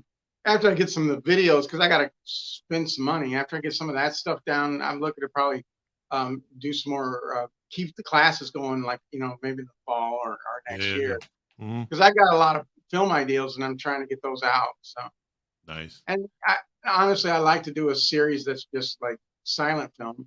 So that Yeah. might be that's kind of what I'm tackling now. But I'm probably might be doing some voice ones too, where there's dialogue. Hmm. 'Cause Yeah. I've written some really bizarre ones, some Cool. creepy stuff, man, some weird stuff. Yeah, yeah, So, I can see that being a cool series, like a series of silent, like silent short films, but like as a series, like an episodic series or something like that. yeah, We watch when we watch those shows on Netflix, how there's like 10 episodes, but imagine like a 10 episode of all these like cool little short episodes, like 3 or 4, 5 minutes. I mean, look at like that cartoon Metalopolis or whatever. I can't remember the title of it, but Death Clock. All of their episodes are just like 10, 11 minutes long, but they're so like involved. Like when you watch, you're like, it seems like it's going on longer. I can see that something like if you did something similar to that, like where it's like short, but they're short silent films, oh yeah, 'cause episodes. no, I agree. I mean, that's kind of like what I wanted to. I'm actually, because the one I'm working on is a silent film, but Hmm. I haven't decided if I'm going to throw words or not, or just do it just silent with of course a soundtrack. They will all have some kind of music that I put Yeah, in, yeah. Hmm. but um, but uh, but I do like the old look of the words coming on there. So Yeah, yeah. Me too. Like the old style. Yeah. yeah, and I kind of wanted to do, like you said, a bit of a series. And at first, this one's kind of geared to be a feature, but I go Hmm. back and forth.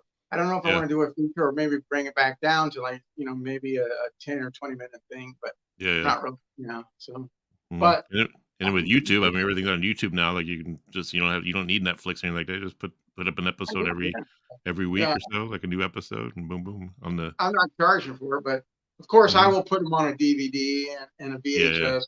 yeah, yeah. There's a couple of film companies now that are releasing stuff on vintage VHS. So. Oh yeah, yeah. VHS are coming back. CD cassettes are coming back. Just as hopefully 8 tracks don't ever come back. Those were like the shittiest ways to listen to music. It's like Yeah, I agree. yours are to flip it over, and plus you don't even get a full album on it. It's like, and then you always hear that little sound that's like when it flips over. It's like, uh. Click, Or click. cuts off the last song of the other side. It's like, I know it's crazy. I remember my yeah, dad loved his 8-track. yeah. I hear people say, "I wish they still made 8 tracks." No, you don't. Dude. It's like, No, you don't. trust me. You don't want that hell. Yeah, you don't want to. Unless they improve them. Like they improve cassettes. I've been getting cassettes lately. I'm like, wow, they sound better now. Like, and my tape player hasn't eaten them yet, but whoever's producing them makes them sound better. So what's on the horizon? We're near the end of the show. I want to thank you for joining me here, and we had talking goth and talking Black Heroin Gallery and all this stuff. So what are we to expect from Black Heroin Gallery next? Like any shows coming up, or like album in the Yes, works? I'm still. We were still. We're always trying. We're always open to book a show. So Yeah. we were playing with the Gin and Tortures at the Whiskey a Go Go on October 21st. It's a Oh, Saturday. nice. Okay. So that one's booked and being promoted. So there's that one. We got a couple others in the works, just waiting for everything to go through. Hmm. Um, we might be doing Mexico again in the fall. Cool. Yeah, So you guys played Mexico a lot. I noticed that. yeah, Just- I How's the love it. audience there? Yeah, the audience. Think about Mexican audiences, man. They're just so passionate about their music, whether it's metal or goth or whatever. Like the crowds are, you know. Yeah, they Yeah. are. It's such an honor and pleasure to play down there. Yeah, like you could play in LA and you'd be like, oh, it's just they're playing again. And your people go and see you. you go to like Mexico or something, like everyone treats you like you're like freaking like a rock star and shit, you know. Yeah, they do, and they're very, very kind Uh-huh. and very great host. We Yeah. always have fun. So that, I'm trying to and probably trying to get at least 2 more videos or whatever done in the next few months Oh, nice. Yeah. before that. And then the other thing, like I said, I'm working on a like an art show series with some big paintings, and Yeah. I'm working on Got a lot going on, brother. a couple books, and Yeah. working on film. You are the Renaissance man of goth. Keep me busy. Yeah, that's good though, man. It's a good kind of Oh busy yeah, to be. writing more. Oh God, I didn't even mention. I have a music side project. I can't give the Okay. name yet because I'm not real sure of the name. Uh-oh. But Is this it's an another exclusive project. announcement? Yeah, I haven't told anybody else on any kind of live press or anything. Just friends and stuff. Yeah. So So it's a and you're a project, but friend, you yeah, can't name the project yet though. huh? You can't name the project yet though, right? No, not yet. I don't want to Yeah. name a name and decide on another name. So Yeah. I'm kind of stuck in that situation. I'm playing guitar on this project that we got to keep it secret right now. It's like I gotta lay my guitar tracks down first too. I think I'm the only one holding it up because I got to record my guitar tracks. But it's gonna be cool when we put it out. I'm trying to get some music right because I'm gonna at least try to record part of its album, maybe as an EP, something Nice, to probably announce it this year. cool, So hopefully yeah, like 4 songs or something. But nice, man. I don't Oh know if yeah, it's a one-off. I don't know if I mean, I'm not getting rid of that Black Heroin Gallery by any yeah, no, yeah, no that. doubt. That's your baby. Right, but I want to do this. It's kind of like another side project to do a couple things that I can't really do in Black Heroin Gallery. So, Yeah. 'cause, I feel you're on top of your game now, man. Oh yeah. just I think as we get older, we get better no matter what. People sometimes say, "Oh, you're washed up. You need to give up. You haven't made it yet." It's like, fuck that, man. It's like it's all about loving what we do. You have to love what you do to be able to do it like this, and not expect like that you're going to be rich and rock star famous or whatever. It's like you have to yeah, really love what you're doing. God forbid, somebody has a stroke or something, or whatever else can happen to you. So Uh-huh. it's like you say you want to go to the end, but you might not be able. Your body might not be able to. So Yeah, exactly. Yeah, try to do everything now, as you can. yeah. Hopefully, I get to keep, like Leonard Cohen and still do an album when I'm 80. But Oh yeah. even if you get to live to be an 80, Uh-huh. Yeah. there's I can all totally kinds of see. I could all totally kinds. see you being 80 years old singing like doing that crazy voice at 80. That'd be cool, man. Because then it'll be really fitting because you'll have this like cool, wicked old man look, freaking, and you have this crazy freaking. Droopy skin, your nose and Yeah, ears get yeah. bigger. Then the voice will create the character. Oh yeah, brother. All right, man. Awesome. Well, I'll do an Yeah, album if I'm still alive. yeah. Do it till the day we die. That's what it's about. Yeah. We don't know when we're gonna die. We're never promised tomorrow, but when you get tomorrow, you got to make that shit rock, man. No matter what. I agree. What you do today shapes tomorrow. Exactly. Whatever choice we make is a consequence, whether it's good or bad. Everything's about left or right, up or down, right or left, up or down. I totally agree with you. Yeah. All right. So that's the end of our show. Hope everyone enjoyed this exclusive with Eyajo December Joseph. Catch Black Heroin Gallery anywhere. Like, we're going to put all the stuff in the description. So make sure you click on it. Support artists, independent artists. Get rid of stop supporting freaking Britney Spears. Nobody supports Britney Spears anymore, but Taylor Swift. She don't need no more money. We need the money. Come see Black Heron Gallery. Yeah, come see Yeah. us at the Whiskey with the Genitorture. Yes. See these guys, man, and tell your friends and hit like and subscribe here so I can feed my cat with the views and everything. I think I get a 50 cents for every 100 views. No, you don't even get that much, I don't think, right? 100 views, you get like a fraction of a fraction of a fraction of a fraction of a penny. I haven't monetized, so I don't know. Yeah, but me neither. I've heard horror stories, but obviously some people are making some money because there's a lot of people that are doing it. So Yep, exactly. Yeah. somebody's getting paid. I look at it as I'm never gonna get monetized. I keep showing videos that are copyright. Like I'm sure I'll get blocked on one of these videos that I showed, or at least the video will get blocked, and then it'll be like, "Hey, what did you guys just watch?" We look like kind of like dumbfounded, like, hey, that just came back. It's like, yeah. Oh yeah, that's But, right. but that's the being beauty of it. cool when we watch. Yeah. Yeah. But at least YouTube lets me edit it out before they post it, so it's kind of cool. So, but yeah. All right, man. So, Well, Eric, like thanks, man. I loved it, Yeah. and it was fun, man. I love it. We have to do it again. Definitely have to do it I'll again. We'll keep you definitely have you on. informed on the Anytime new you have something project. that you want to promote, you're gonna this is the home for you to do it. Awesome. Well, I will have lots of things, so Yeah. they'll And come up. everybody. Yep. And everybody, be kind to each other, be kind to yourself. Because if you're not good to yourself, you're no good to anyone Right. else. And create art, whatever your art is. Great art. Yes. So horns up and peace out. All right, man. All right. See ya.